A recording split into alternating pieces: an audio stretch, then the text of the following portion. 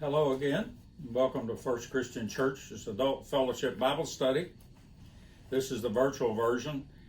We continue today in our study of First Maccabees, this time focusing on the early combat involving the Jewish resistance movement that's led by Judas Maccabee and nearby that involve nearby neighboring garrisons that are the first to react, and they're under this Seleucid king Antiochus, but they're not his main army. And that's covered in all of chapter 3 of First Maccabees up through chapter 4, verse 25. Recall from our last class that a change in leadership has occurred among this Hasmonean Maccabean clan. The old father figure has passed, and his sons now are in leadership, and the combat leader or military leader is a son named Judas Maccabeus. He is leading a group who have rebelled. These are Jews who have rebelled against the Seleucid Greek ruler Antiochus IV. After Antiochus forbid the Jews to worship their ancestral religion.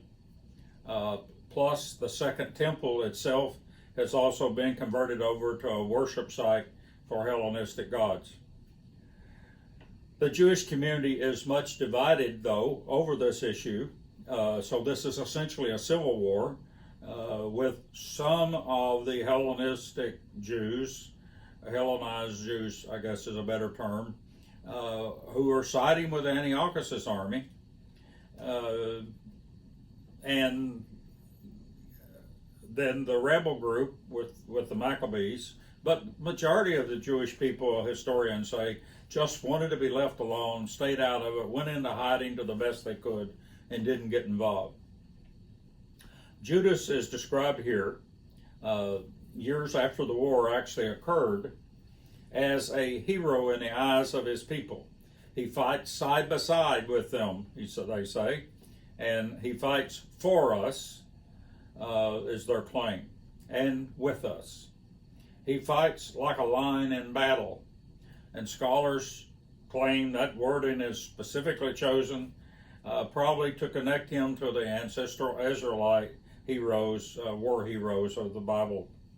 A pattern that we will see throughout both First and Second Maccabees, this constant tie back of some Maccabean or the Maccabeans as a group to ancestral Jewish heroes.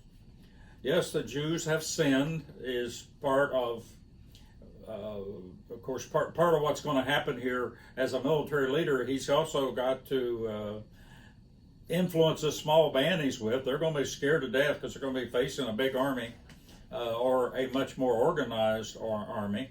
So he's got to prepare them, and so part of the preparation you read here is that he will let them know that yes, the Jews have sinned over the years and brought divine punishment against themselves by angering God and in this punishment that God has brought on them.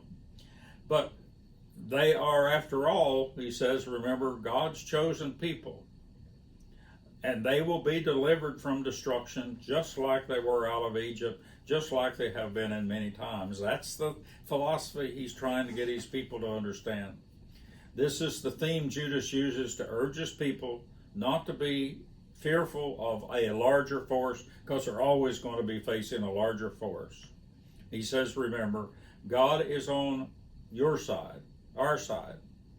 He will not allow his true faithful people to be destroyed. God chose us, not them. That's quite a thing for a military commander to have something like that to be able to place in front of people who are facing death. The opening battle is their defeat of Apollonius, who is the governor actually of the neighboring little area of Samaria, which, if you'll recall, this is the very area where the Maccabeans moved into that hill country to try to hide. So according to Josephus' history anyway, that's who this is. And recall that basically what's going to happen here is these Sumerians then are going to try to drive them out of that area, probably being influenced by the king. But as it's not much of an army. It's probably better described as a local guard or a provincial guard of some sort. As they tried to destroy the Maccabees, instead, the Maccabees ambushed them and rout them. Judas himself actually kills this governor and then uses his sword for the rest of his life in all of his battles. And this is clearly a very clear allusion, the scholars say, to David and Goliath. Another one of those major keys that those Hasmonean Maccabees want to make sure gets established, that they're now heroes equal to David. Such a defeat of a governor brings on, of course, attention from the king and regional authorities, and that's exactly what happens. The Seleucid garrison would be the next to address these groups of Jewish resistance. And this garrison is led by Siron, a much larger army than the Samaritan group. The Jewish resistance fighters are scared to death, great fear, as says, and they face not only Seleucids, who are well trained, but Hellenized Jews that have joined them as well. But as this army, as this larger army approaches them, Siron is approaching from the southwest of Jerusalem, about 12 miles out. They must ascend to the Jerusalem plateau by a very treacherous, hilly, narrow path, obviously an ideal place for an ambush, and this was exactly what Judas Maccabeus did. He ambushed them and striking this larger army right where it couldn't defend itself, where it spread out in narrow columns, and destroyed them, according to Josephus' history and others. Siron's army, just as it entered this most treacherous, narrowest, winding area, with no room for defense, as one military scribe writes it, they were struck by the rebels and destroyed. Many Syrian Greeks were killed, and the remainder fled to the coastal plain area over towards the Mediterranean. This area is referred to in First Maccabees as Philistine, and it's a non-Israelite area, but highly Hellenized. Has a number of Hellenized cities.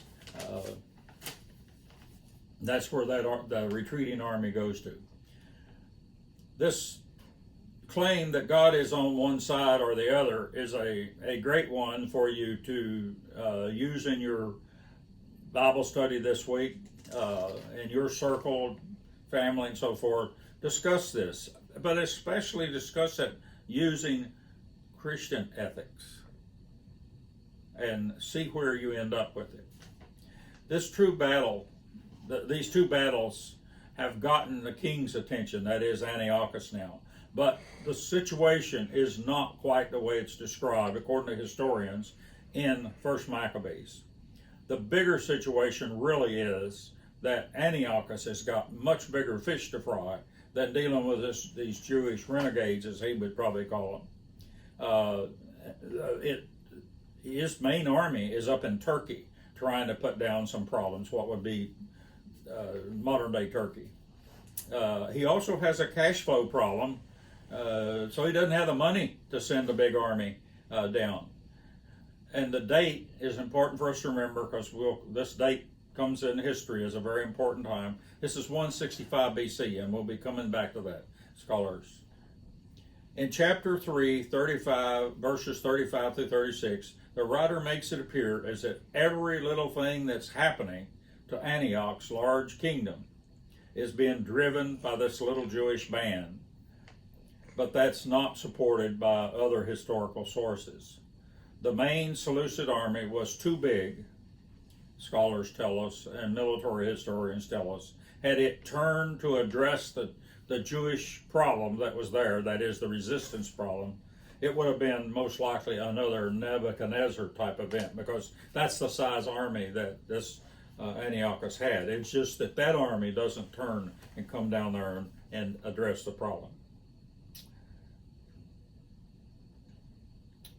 Antiochus has a southern force, however, that's guarding more or less against things that might happen to his south, most likely in Egypt.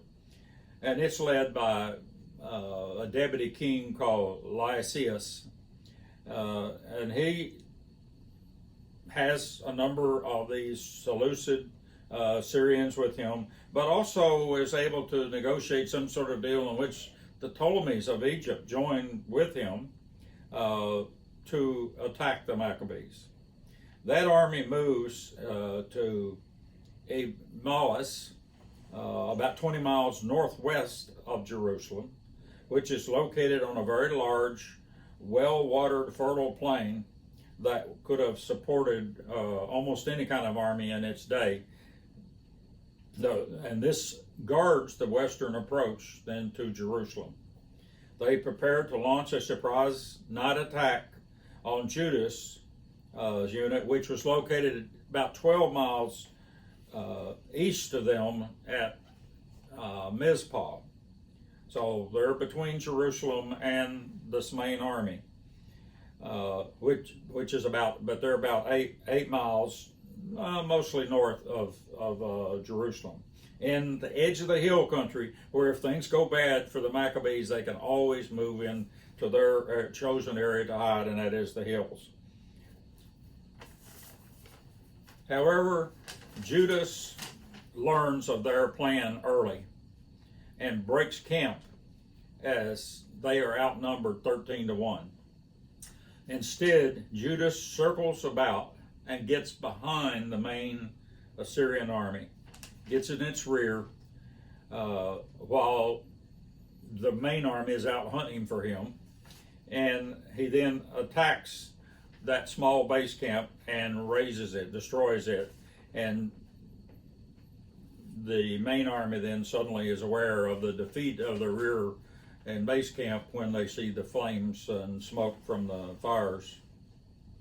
Judas has, however, although he's defeated this rear contingent, he has not defeated the main guard, and we'll hear more about that later. He only defeated the part that they left back to defend the base, and usually that's somewhere, usually not much more than 20% of an army.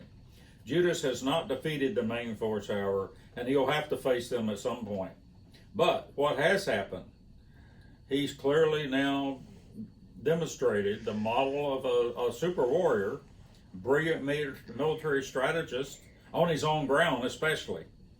So his military prowess is that word's getting out. He's established himself and goes down in history with quite a reputation, in addition to what it might have been like at the time.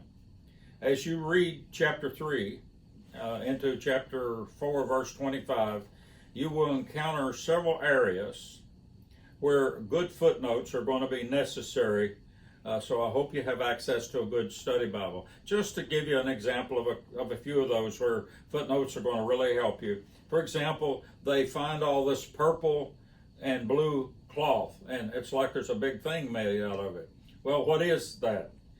Well, that's probably the sashes that are worn over the uniform, scholars tell us, to the common uniform, to reflect the difference, purple being for the cavalry and blue for the infantry.